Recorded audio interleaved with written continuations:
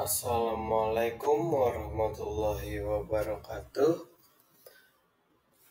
Perkenalkan, nama saya Muhammad Raka Rizkullah dengan NIM 121230159 dari Prodi Teknik Kimia. Pada kali ini saya akan melakukan review artikel untuk tugas EAS Kimia Fisika. Jurnal yang akan saya review itu berasal dari Science Direct dengan judul A New Approach for Improving the Antimicrobial Activity of Cellulose Pulp.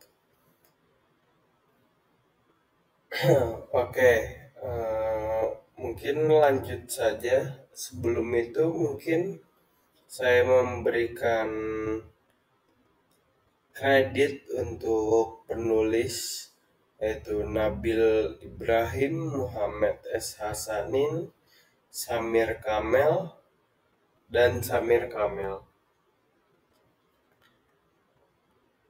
Dan saya juga meminta maaf kepada para penulis apabila review artikel atau review jurnal yang saya lakukan pada kali ini ada kesalahan. Mungkin lanjut saja langsung ke pendahuluan.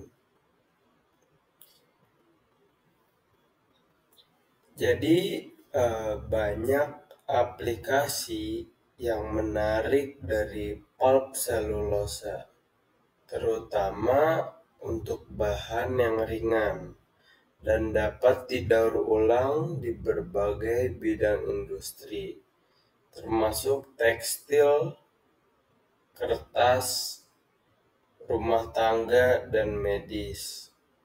Selain itu, terciptanya bahan baru berdasarkan selulosa telah memunculkan berbagai macam penggunaan baru dan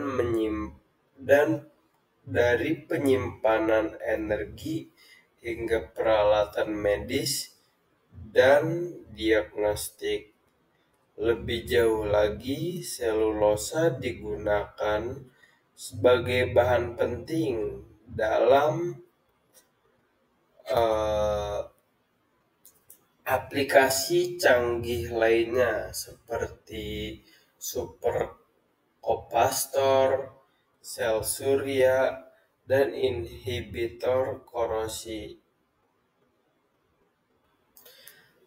Pulp selulosa diperoleh dari kayu atau residu pertanian, misalnya jerami padi dan ampas tebu, dengan menghilangkan bahan non-selulosa terutama lignin.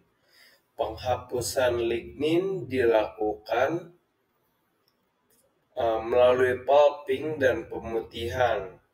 Proses pulping terdiri dari mereaksikan kayu atau residu pertanian dengan NaOH atau Na2S atau NaOH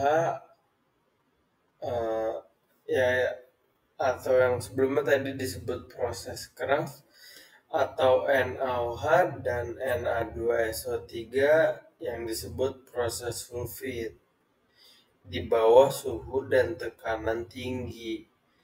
Proses pemutihan melibatkan penghilangan sisa lignin dengan bahan pemutih. Bahan pemutih secara umum terbagi dalam dua kategori, yaitu klorin dan senyawa terkaitnya, yaitu NaClO,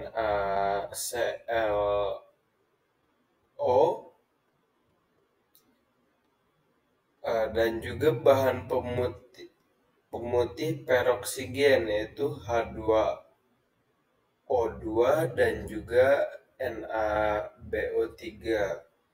Kemudian pemutihan kimia pulp itu bergantung pada penghilangan sisa-sisa komponen non-karbohidrat, terutama lignin. Peningkatan warna mengacu pada penggabungan gugus kromoforik secara kimia dengan komponen pemutih dan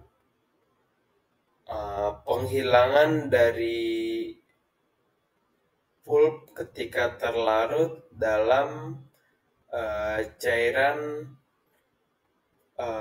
pemutih. Pemutihan delignifikasi harus memenuhi dua kondisi penting.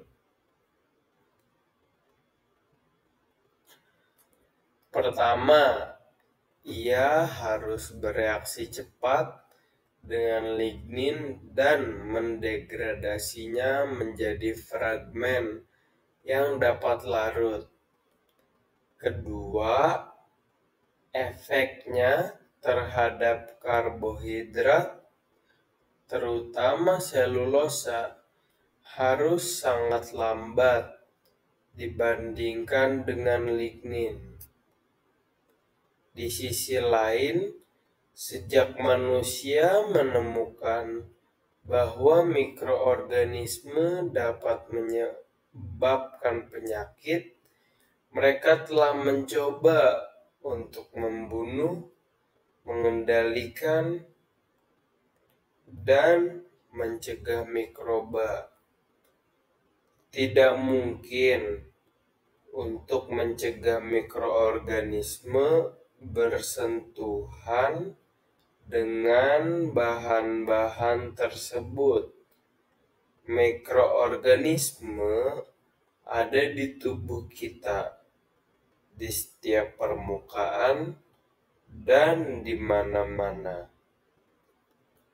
Dalam kondisi yang tepat, bakteri tumbuh dengan cepat dan cepat menyebar melalui kontak langsung atau tetesan aerosol di udara.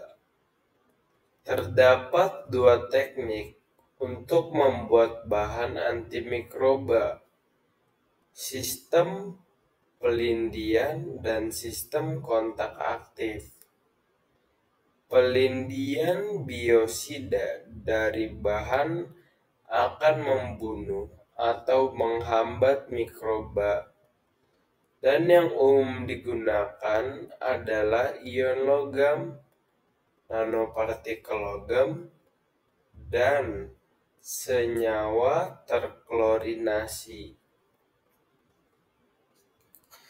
Banyak dari senyawa ini bersifat toksik dan dapat menyebabkan beberapa masalah kesehatan.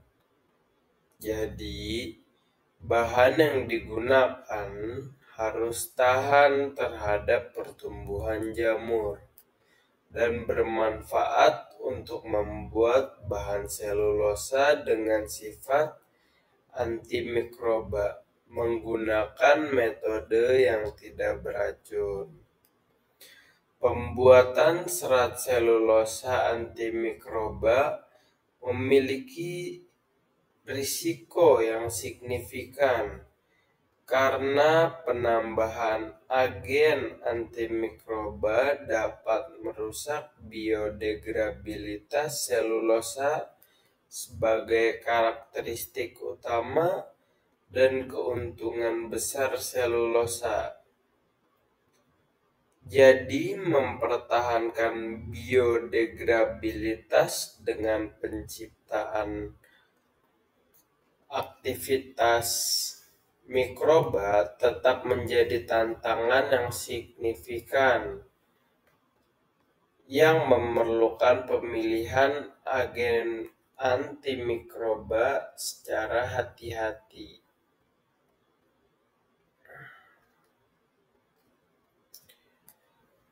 Banyak polimer kationik telah terbukti memiliki antibakteri yang sering dikaitkan dengan interaksi kuat antara gugus bermuatan positif pada polimer dan komponen bermuatan negatif pada dinding sel bakteri.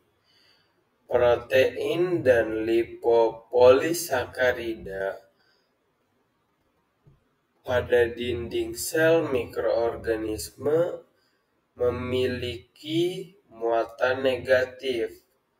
Oleh karena itu, mereka dapat mengikat polimer kationik dan mengubah permeabilitas dinding sel yang menyebabkan kematian sel.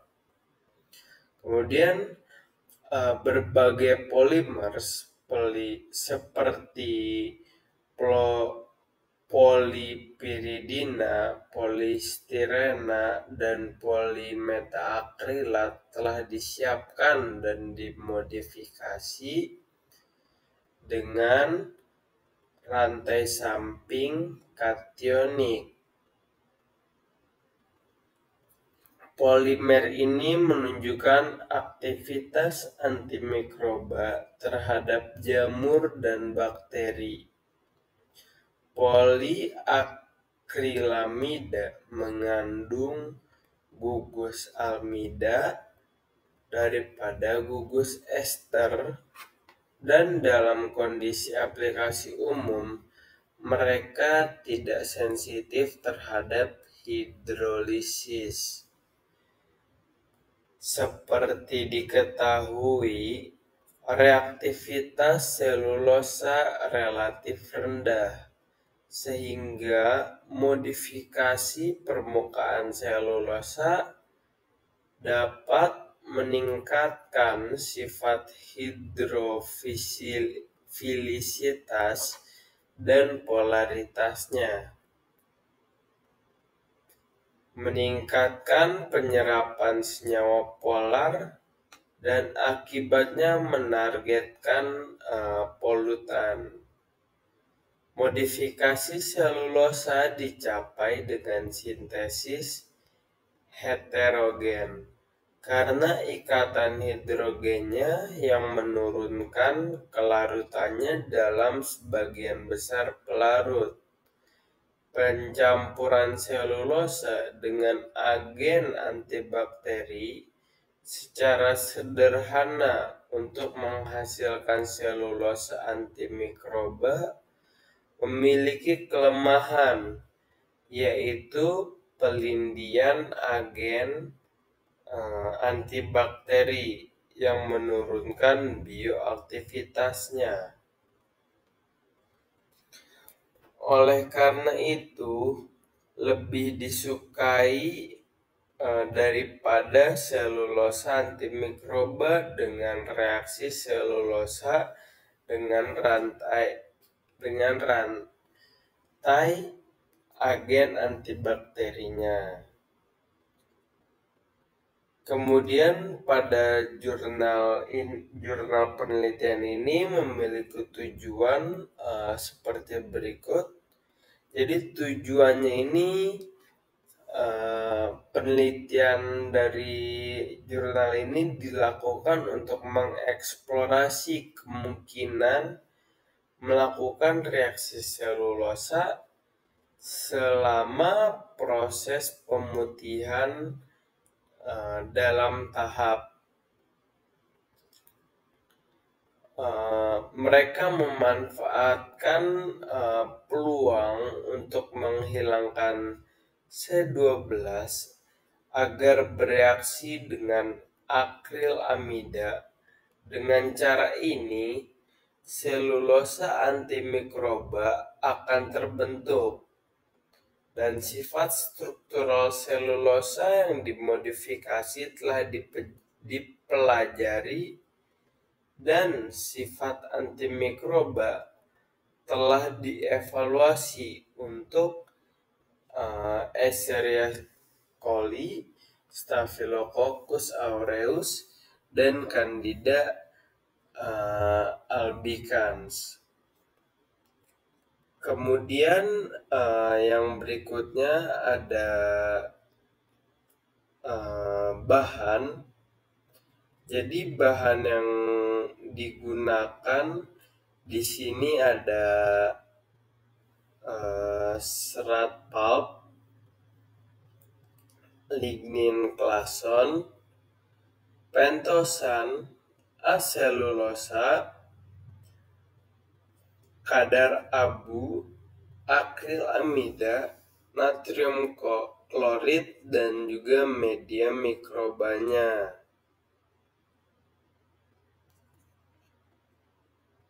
Nah, jadi untuk serat pulpnya sendiri dalam jurnal ini tertulis ini dipasok dari pabrik Edvo di Aswan, Mesir. Kemudian untuk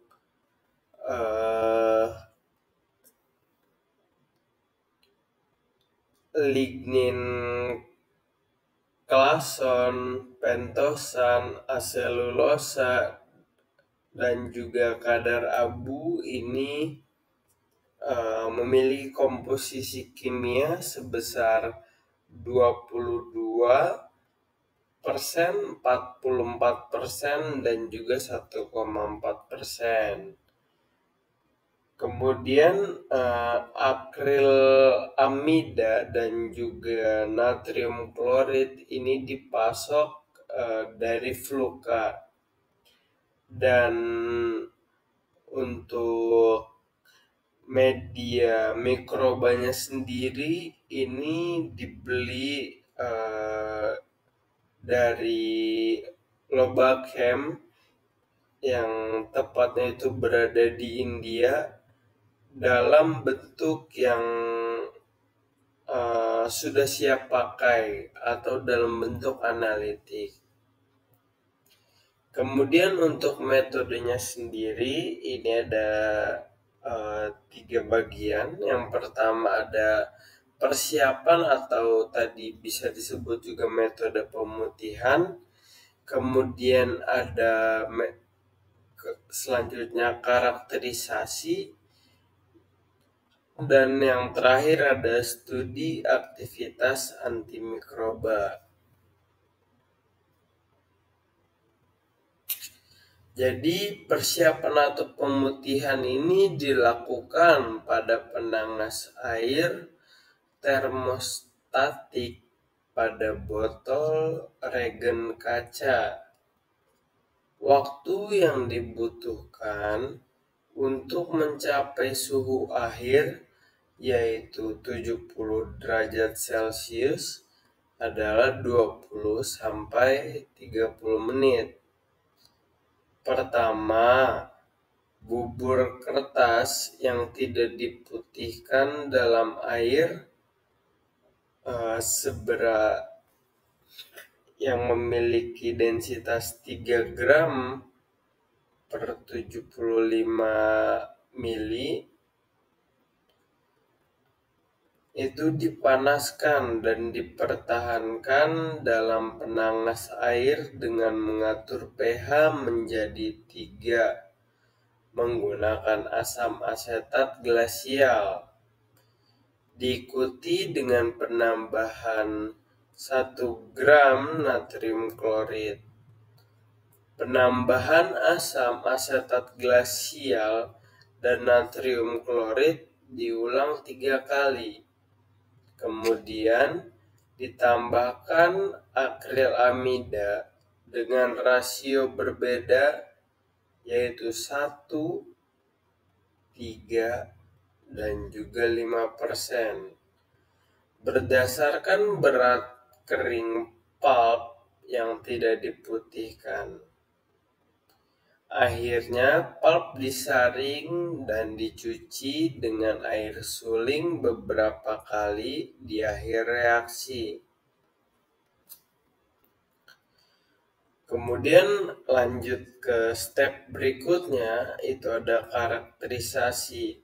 Jadi spektroskopi inframerah transformasi Fourier atau bisa disingkat juga FTIR dari semua sampel itu dilakukan dengan menggunakan spektroskopi FTIR Nicolaic Impact 400. Jadi spektrum FTIR diperoleh pada daerah 4000 sampai 400 cm pangkat -1 untuk semua sampel.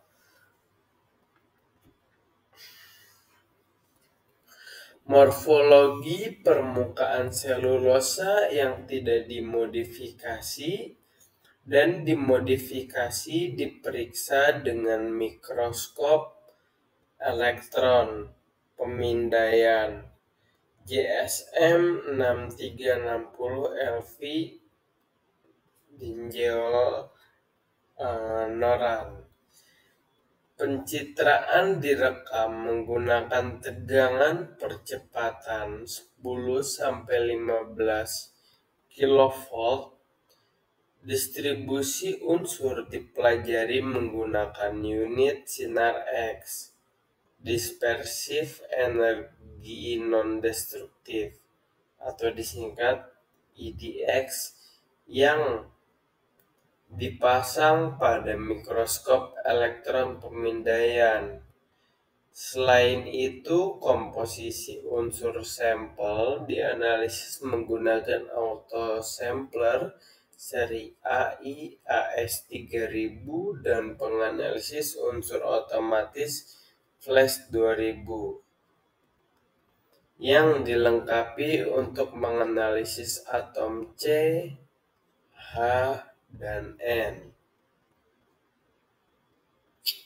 Kemudian untuk studi aktivitas mikroba, aktivitas antimikroba dari selulosa yang tidak dimodifikasi dan dimodifikasi diapresiasi menggunakan metode turbidimetri yang dijelaskan dalam penelitian sebelumnya terhadap 3 mikroorganisme termasuk strain bakteri yaitu Bacillus subtilis NCID 3610, kemudian Staphylococcus aureus ATCC 25923,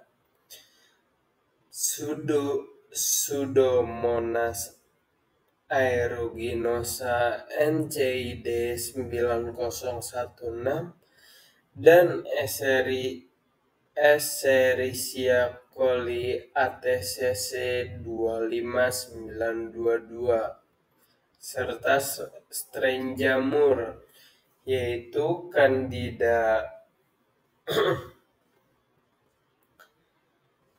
albicans ATCC 90028 dan Aspergillus niger RCMB 02724. Strain bakteri yang dipilih diinkubasi dalam media kaldu nutrisi selama 24 jam pada suhu 30 derajat Celcius. Strain jamur ditumbuhkan pada media kaldu dextrosa kentang dan diinkubasi pada suhu 30 derajat Celcius selama 3-5 hari.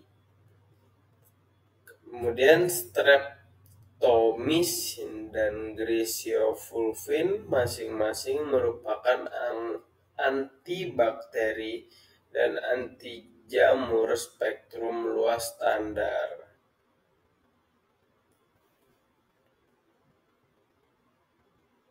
Jadi banyak aplikasi yang menarik dari pulp selulosa, terutama untuk bahan yang ringan dan dapat didaur ulang di berbagai bidang industri, termasuk tekstil, kertas, rumah tangga, dan medis. Selain itu, terciptanya bahan baru berdasarkan selulosa telah memunculkan berbagai macam penggunaan baru dan dari penyimpanan energi hingga peralatan medis dan diagnostik. Lebih jauh lagi, selulosa digunakan sebagai bahan penting dalam eh, aplikasi canggih lainnya seperti supercapacitor, sel surya, dan inhibitor korosi. Pulp selulosa diperoleh dari kayu atau residu pertanian, misalnya jerami padi dan ampas tebu, dengan menghilangkan bahan non-selulosa terutama lignin. Penghapusan lignin dilakukan melalui pulping dan pemutihan. Proses pulping terdiri dari mereaksikan kayu atau residu pertanian dengan NaOH atau Na2S atau NaOH eh, ya atau yang sebelumnya tadi disebut proses Kraft atau NaOH dan Na2SO3 yang disebut proses sulfit di bawah suhu dan tekanan tinggi. Proses pemutihan melibatkan penghilangan sisa lignin dengan bahan pemutih. Bahan pemutih secara umum terbagi dalam dua kategori, yaitu klorin dan senyawa terkaitnya, yaitu NaClO,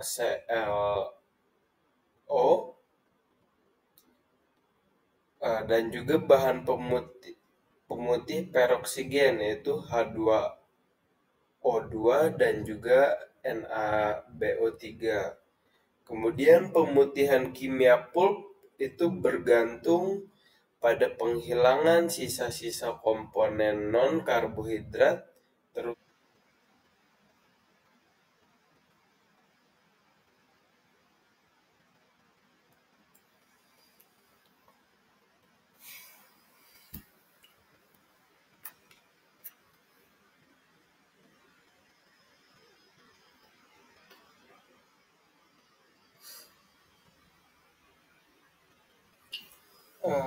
Kemudian melanjutkan yang berikutnya ada hasil dan pembahasan.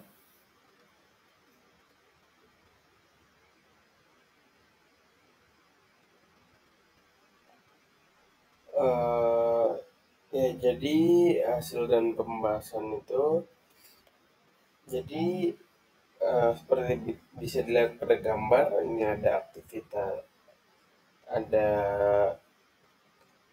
skema yang diharapkan. Jadi natrium klorid, yaitu NaClO, itu hanya aktif dalam media asam dan hidrolisisnya dalam air.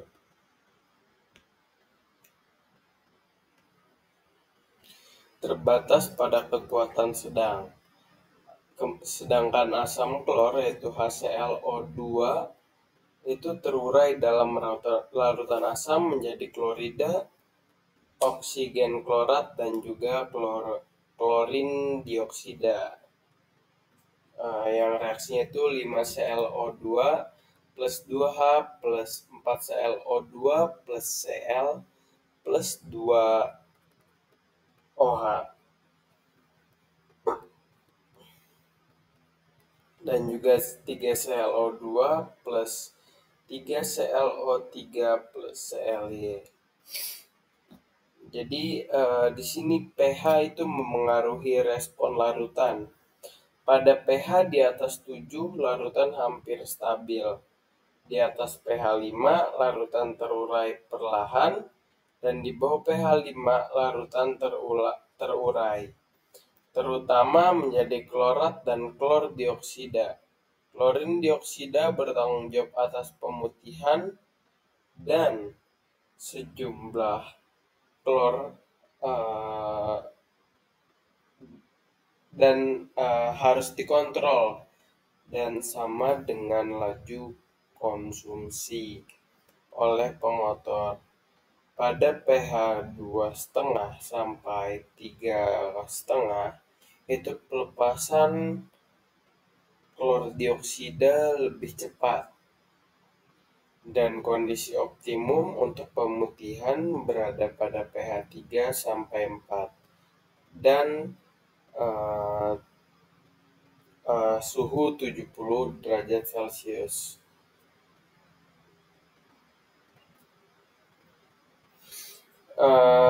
Kemudian dari jurnal ini mereka menyarankan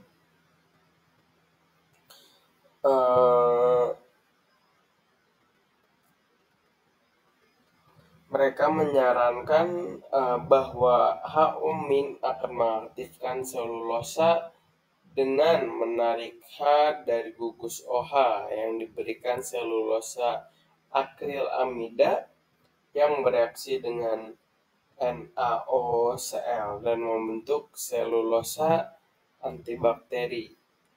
Nah, jadi skemanya itu bisa dilihat pada gambarnya.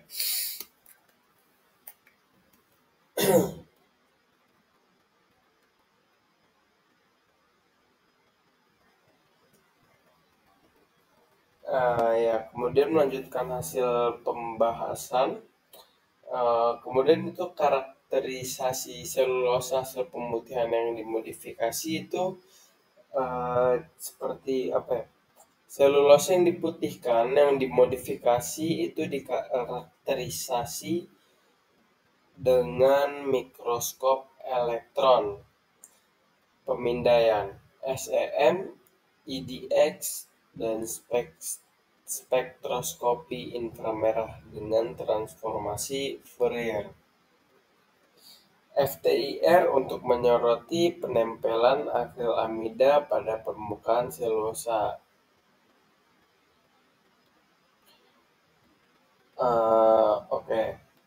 Kemudian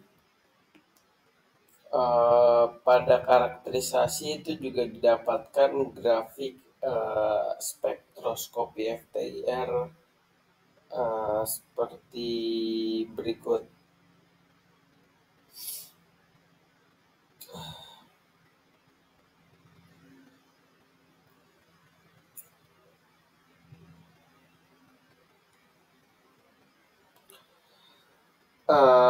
Kemudian melanjutkan pembahasan itu ada morfologi permukaan dan komposisi unsur.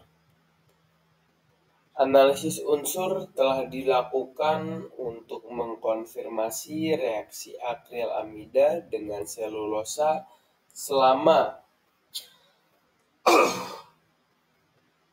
proses pemutihan. Untuk tabelnya nanti bisa dilihat pada tabel 1. Keberadaan N ditunjukkan oleh analisis unsur. Kandungan N meningkat dari 0,8% untuk selulosa yang tidak dimodifikasi menjadi 2,6, 1,4, dan juga 5%. Untuk D dan 1,1,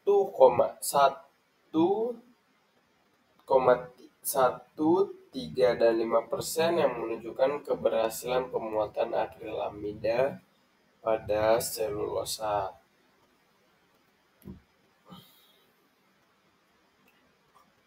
Untuk menunjukkan morfologi permukaan selulosa dan selulosa antimikroba yang diperoleh dengan menambahkan akrilamida selama proses pemutihan. Mereka dianalisis dengan mikroskop elektron pemindaian dengan sinar X dispersif energi non-destruktif EDX untuk mengonfirmasi penempelan akrilamida ke permukaan selulosa. Studi topografi perubahan permukaan selulosa yang dimodifikasi dibandingkan dengan yang tidak dimodifikasi disajikan dalam gambar di samping nanti. Gambar SEM selulosa yang tidak dimodifikasi menunjukkan bahwa serat yang dibersihkan berinteraksi secara acak dengan permukaan bening yang tertutup pada pulp non-pelapis. Bagian IDX-nya mengamati pengomposisian kimia yang terdaftar dari karbon dan oksigen sampel D. Mengamati serat yang dekat dengan gambar kosong dengan gugusan polimer yang muncul secara acak. Gugusan ini dapat dikaitkan dengan akrilamida yang dipolimerisasi tanpa menempel pada permukaan serat pulp, dan bagian IDX ditetapkan sebagai keberadaan nitrogen. Nah, ini untuk gambar yang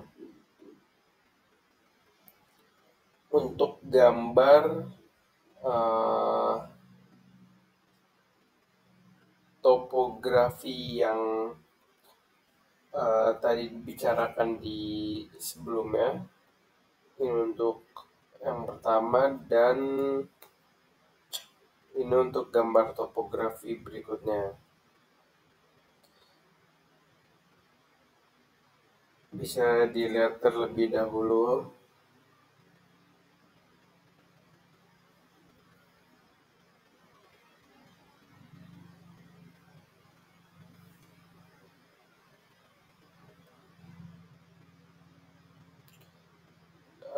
Ya, dan juga ini gambar lanjutannya untuk topografinya.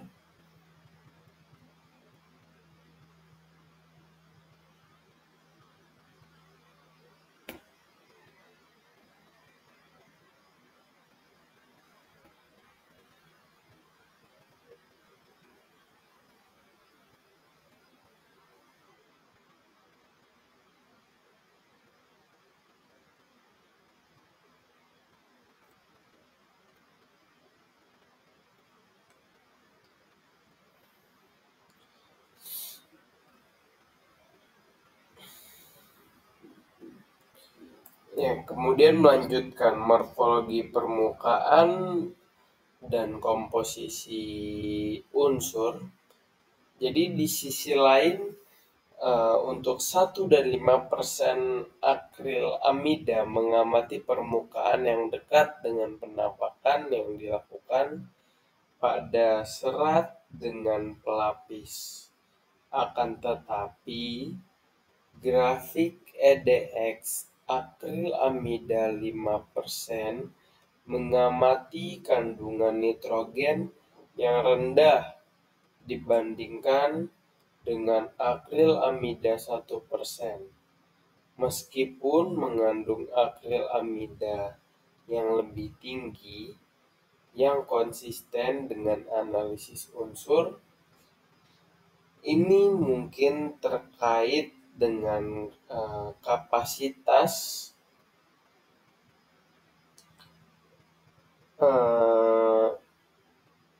permukaan serat yang dimuat dengan jumlah akrilamida yang memadai. Kelebihan tersebut dipolimerisasi tanpa menempel pada serat dan dilepaskan kembali selama proses pengambilan sampel dan pencucian. Selain itu, atom klorin diamati secara signifikan pada catatan dengan sampel yang disiapkan berbeda yang merupakan persentase komplementer dengan nitrogen. Dalam konteks ini, persentase klorin tidak terkait dengan kandungan nitrogen, tetapi dengan kondisi reaksi yang mendorong tarikan antar atom.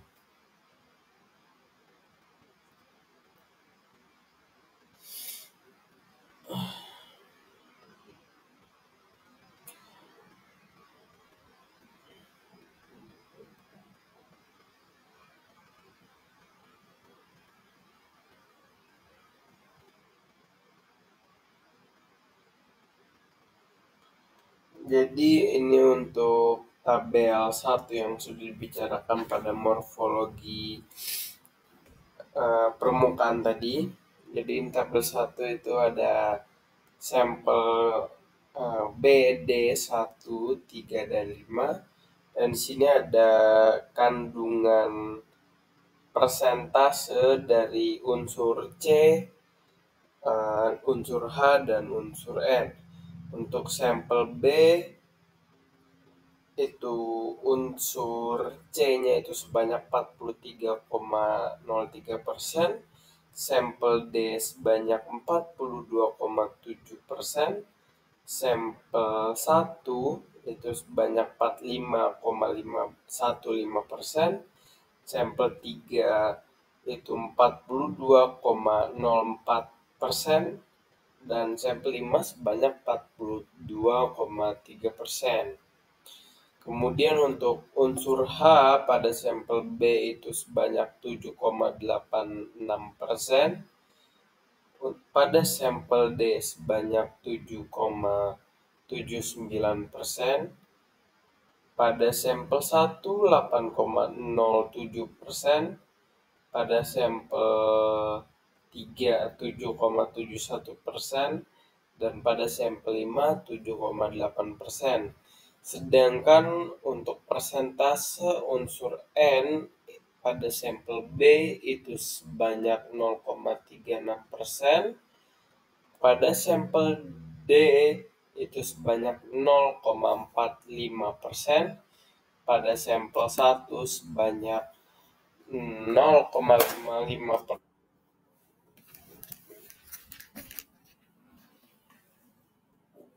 If the world was standing on legs.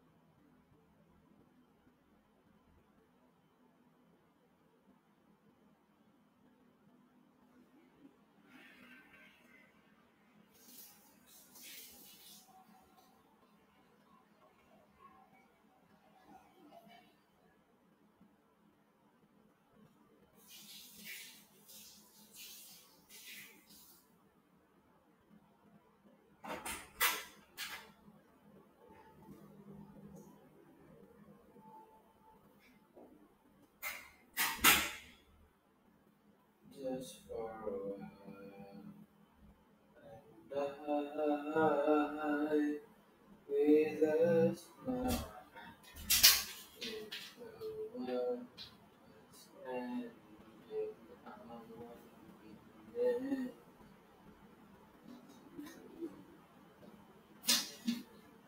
Just for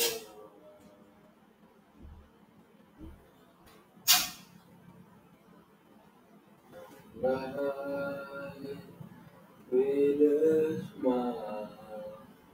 If the world was ending, I wanna be next to you.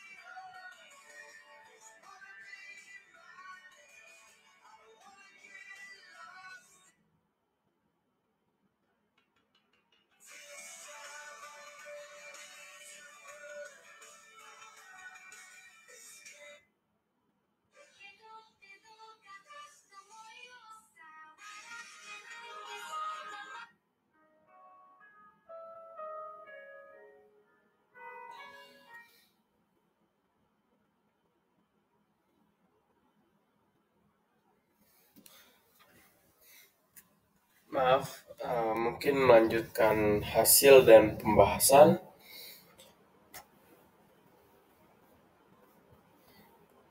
Itu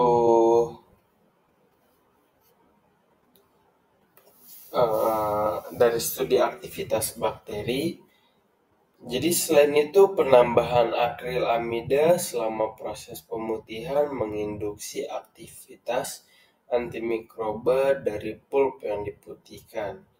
Memang sampel D penambahan mengandung jumlah akrilamida yang sama, yaitu 1%. Tetapi metode penambahannya berbeda, sehingga penambahan akrilamida selama proses pemutihan membuat sampel menunjukkan aktivitas antimikroba. Namun konsentrasi akrilamida memainkan peran penting dalam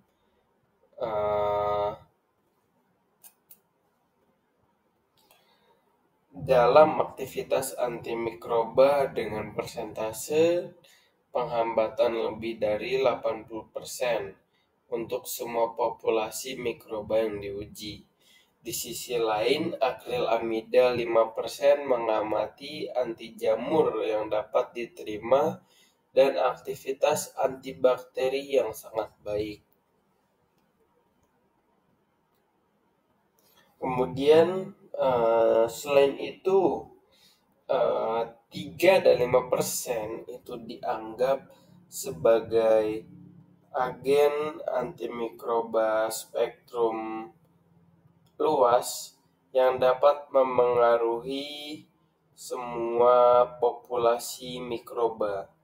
Aktivitas antimikroba diperoleh dari gugus NH positif kuat yang memengaruhi dinding sel mikroba. Mirip dengan aktivitas antimikroba kitosan, perlu dicatat, klorin memainkan peran terbatas dalam aktivitas antimikroba. Untuk itu, IDX membersihkan rasio klorin yang terkait dengan persentase nitrogen. Aktivitas antimikroba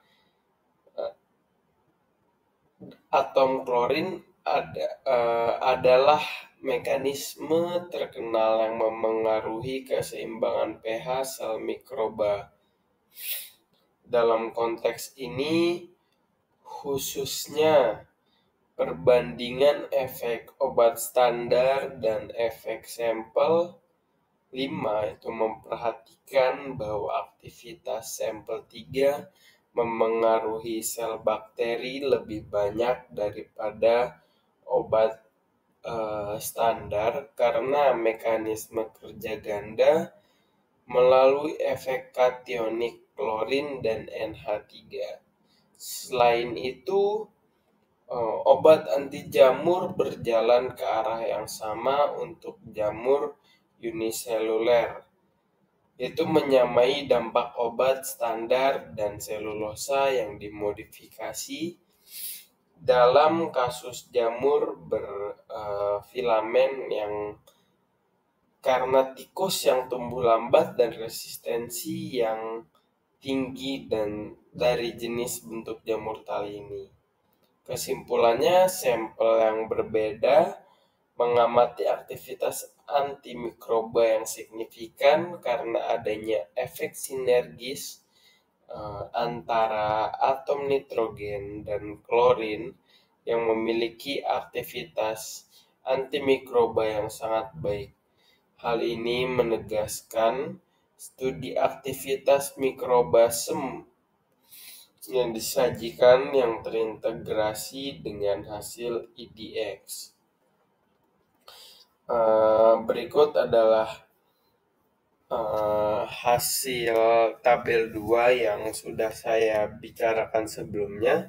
Jadi ini adalah tabel aktivitas antimikroba dari selulosa yang tidak dimodifikasi dan yang dimodifikasi. Jadi untuk tanda berbintang 1 itu adalah aktivitas antimikroba dalam persen, dan untuk yang kedua itu antibiotik ini berlaku untuk strain ini.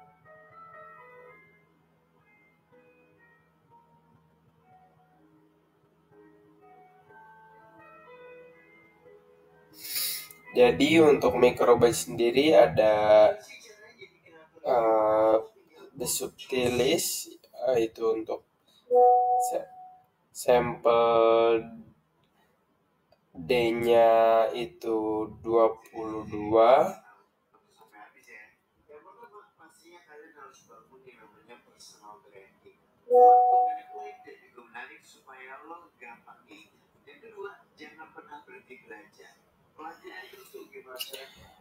Ya, kurang lebih 1,82. Kemudian untuk sampel satunya 35, kurang lebih 1,82 juga. Sampel 3-nya itu 88, sampel 5 92, dan streptomycinnya itu 73. Dan untuk griseofulvinnya itu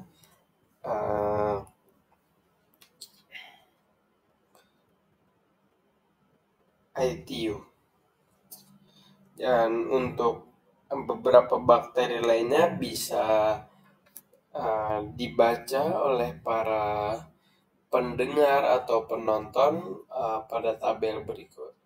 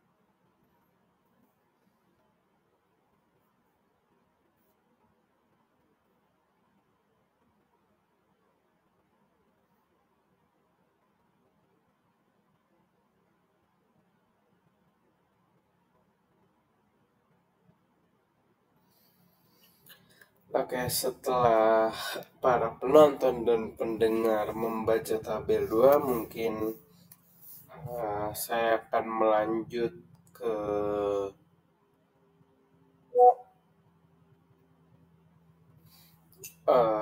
pada pembahasan berikutnya.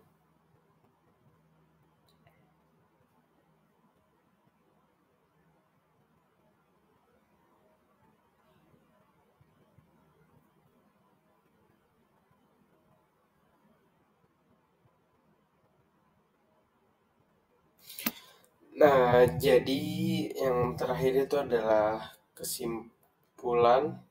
Maaf. Jadi kesimpulan pada jurnal penelitian ini,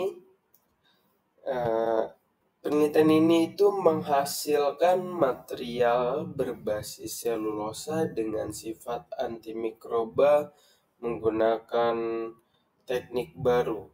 Hasilnya menunjukkan bahwa pulp selulosa yang disiapkan memiliki aktivitas antimikroba yang sangat baik.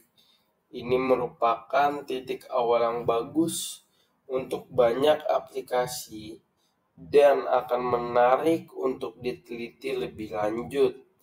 Yang menarik, kandungan nitrogen dan klorin itu memainkan peran terbatas dalam aktivitas antimikroba. Selain itu, atom nitrogen dari polimer itu menarik atom klorin yang diproduksi sebagai produk sampingan melalui proses pemutihan pulp. Jelas, karya yang disajikan ini menawarkan proses inovatif di mana produk sampingan digunakan untuk bereaksi secara in situ dan menghasilkan pulp selulosa antimikroba yang sangat efektif.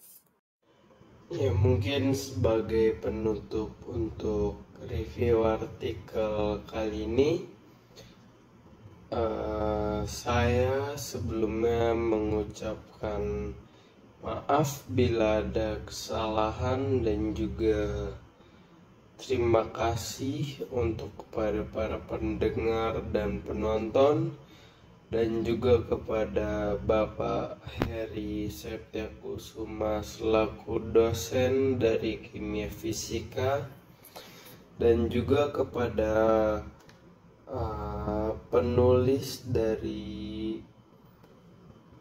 jurnal yang telah saya review dengan judul A New Approach for Improving the Antimicrobial Activity of Cellulose Pulp. Untuk ketiga penulis, saya mengucapkan terima kasih. Dan untuk sekedar tambahan, jurnal atau artikel penelitian yang dirilis ini itu merupakan penelitian yang disupport oleh the National Research Center of Egypt. Mungkin hanya sedikit ya informasi tambahan yang saya berikan. Sekian, terima kasih, dan